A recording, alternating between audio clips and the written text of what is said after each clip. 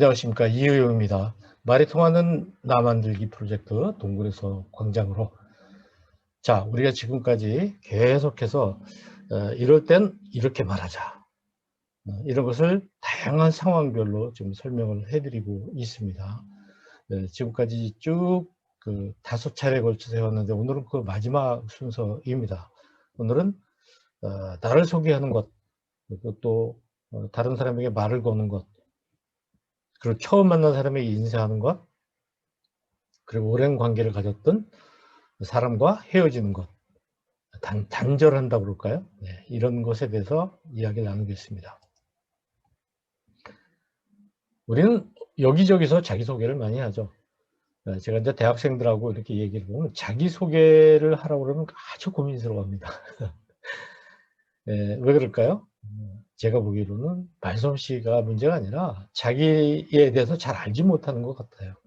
그게 제일 큰 문제인 것 같습니다. 자기소개는요, 제일 먼저는 상대방에게 포인트를 맞추는 게 좋습니다. 상대방이 나한테 궁금해할 만한 것을 먼저 말하면 됩니다.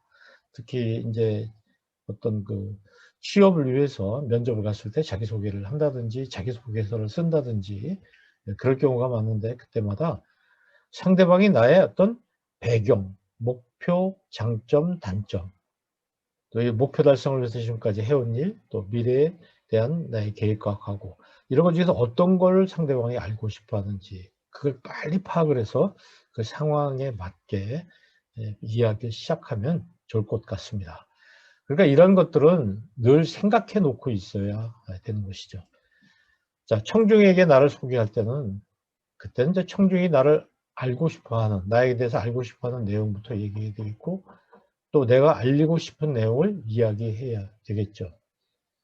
무엇보다도 이런 말을 하는 게 중요한 게 아니라 나를 사람들이 기억하게 하는 것이 굉장히 중요하기 때문에 나를 각인시키고 내 이름을 기억할 수 있도록 하는 것이 중요합니다. 아울러서 주어진 시간 안에 마치는 게 또 중요하겠죠.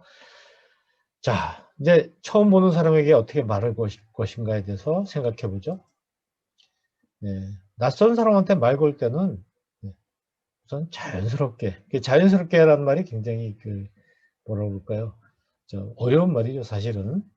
어쨌든 인사를 나누고 평상시에 그 풍부한 화제거리를 좀 준비하고 있어야 돼요. 특히 예정이 되어 있는 경우 있잖아요. 어떤 사람한테 말을 걸게 됐을 때 풍부한 화제거리를 준비해 놓고 있다가 그 말을 걸면 좋을 겁니다. 예를 들어 내가 좋아하는 사람에게 어떤 말을 건다고 했을 때 무슨 말부터 시작하면 좋을까, 이런 정도, 특히 이성에게, 그리고 또 친구에게, 또 어떤 사람에게 무슨 말부터 걸면 좋을까 생각해 주고 준비하는 게 좋겠습니다. 그리고 좋은 인상, 편안한 인상을 만들어 주는 게 좋아요. 강렬한 인상보다는. 우리가 청중에게, 많은 사람들 앞에서 할 때는 약간 강렬함이 필요할지 모르겠습니다만, 그러나 1대1일 경우에는 편안함을 주는 게 좋습니다. 그리고 상대방을 존중하는 게 좋고요. 상대방의 이름을 정확히 외워야 되는데 잘못 이름을 외우는 바람에 문제가 된 경우도 있고, 또 문화나 종교적인 배경 같은 거에 굉장히 조심해야 됩니다. 상대방이 외국인인 경우는 더욱 그렇겠죠. 또 종교가 다를 경우에 굉장히 조심해야 될 사항이 있고, 또 무슨 나무나 꽃 같은 걸 보는데 좀 오해를 해서 비슷한 것을 이름을 잘못 알고 있다든지 이래서도 안 될 것이고요. 그리고 이제 말을 걸 때 목적부터 좀 명확히 하면 좋아요. 우리가 말을 거는 목적은 되게 상대방한테 뭔가 부탁하기 위해서 거는 경우가 많이 있죠. 뭐 길이 어느 쪽인지, 화장실이 어디인지, 이렇게 말을 거는 것이고, 그다음에는 뭘 부탁하려고 할 때, 의뢰할 때, 전화기를 잠깐만 좀 빌려주실 수 있나요? 뭐 이런 거라든가 할 때, 그리고 뭘 몰라서 물어볼 때, 이럴 때마다 거의 공식적으로 이 3가지 말을 쓰는 게 좋습니다. 그래야 상대방이 나한테 요구하는 게 뭔가 빨리 파악할 수 있어요. 실례합니다. 그냥 자기를 잠깐 주목해 달라는 뜻이겠죠? 예. 죄송합니다만, 한 뭐 부탁할 게 있는 것이죠. 부탁하겠다는 뜻이죠. 또 잠시 말씀 좀 여쭙겠습니다. 뭘 묻겠다는 얘기죠? 이런 것을 명확하게 하는 게 잘 모르는 사람한테 얘기하는 게 좋아요. 근데 이런 거 없이 그냥 가서 서울이 어느 쪽으로 가요? 이렇게 물어보면 굉장히 그 상대방이 기분 나쁘고 친절하게 대답해 주기에 굉장히 어렵죠. 예, 실례합니다 하면서 얘기하고, 아, 죄송합니다만 잠시 말씀 좀 여쭙겠습니다. 이런 것을 생활화해야 됩니다. 연습 많이 하셨으면 좋겠어요, 여러분들. 사람들은 사실 내가 이 낯선 사람한테 말할 때 상대방 굉장히 긴장할 거라고 생각하겠지만, 사실은 상대방도 내가 말 걸기를 그냥 계속 기다리는 경우도 많이 있다. 이런 것을 이야기해 주는 한마디 말입니다. 자, 이제 첫 인사 같은 것도 굉장히 중요하죠. 처음 만난 사람. 뭐 약속이 돼서 만나는 사람 아니겠습니까? 나를 남한테 이제 소개할 경우가 있어요. 다른 사람을 만나서 뭐 어떤 비즈니스 때문에 그렇다든지 어쨌든 간에 밝은 이미지로 사람을 기억해야 됩니다. 그 밝은 이미지는 처음 본 순간의 이미지가 굉장히 오래가는 거죠. 그 이미지를 가지고 평생을 기억합니다. 또 잊지 못할 특별한 상황을 만들라는 거죠. 뭔가 이렇게 인상적인 그런 상황을 하나 만들어주면 더 좋겠죠. 예. 또 기억하기 좋게 이름 뜻을 좀 풀이해 주는 것도 좋습니다. 자기 이름 가지고 삼행시를 만든다든지, 그리고 명함을 이제 주고받아야 되겠죠. 근데 명함을 주고받을 때 어떻게 하나요? 글자가 상대방이 보기 편한 쪽으로, 이렇게 볼 수 있도록 이렇게 줘야 되겠죠. 자기가 보기 편하게 해서 상대방을 준다는 얘기는 상대방이 받은 다음에 이걸 다시 돌려야 되니까, 이런 것들이, 아, 이 사람은 굉장히 매너가 좋다, 그런 걸 금방 느낄 수가 있어요. 남을 이제 소개받을 때 누군가가 자기 친구를 저한테 이제 소개를 해준다, 이런 경우죠. 굉장히 반가워야 됩니다.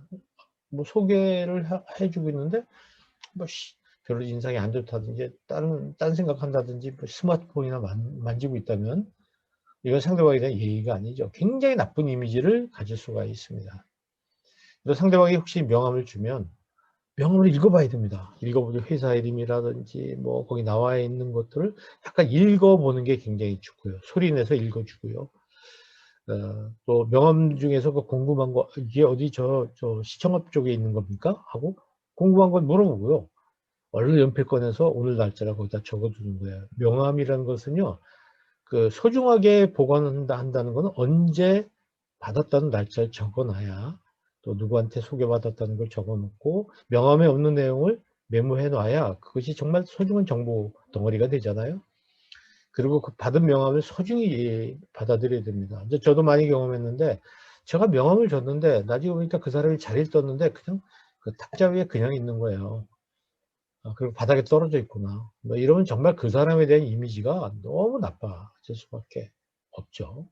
네, 명함을 보면서 아, 명함이 굉장히 아름답네요 라든가, 또 명함에 있는 내용이 자기하고 공통점이 뭐 있는지, 그 회사가 위치한 저 자리라든지 아니면 회사의 상호라든지 그것이 나와 어떤 관련이 있는지 등등, 또 상대방의 이름에 한자가 나고 같다든가, 뭐 이런 것들이 있으면 좋죠. 그렇게 해서 잊어버릴 수 없도록 좋은 그 기억을 상대방이 가질 수 있도록 해주는 그 적극적인 자세가 필요합니다. 제일 중요한 건 얼굴입니다.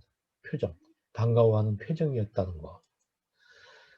근데 또 상대방이 명함을 줄 때 그냥 한 손으로 이렇게 받거나 그러시면 안 되고 양손으로 꼭 받아주시는 게 존중하는 거죠.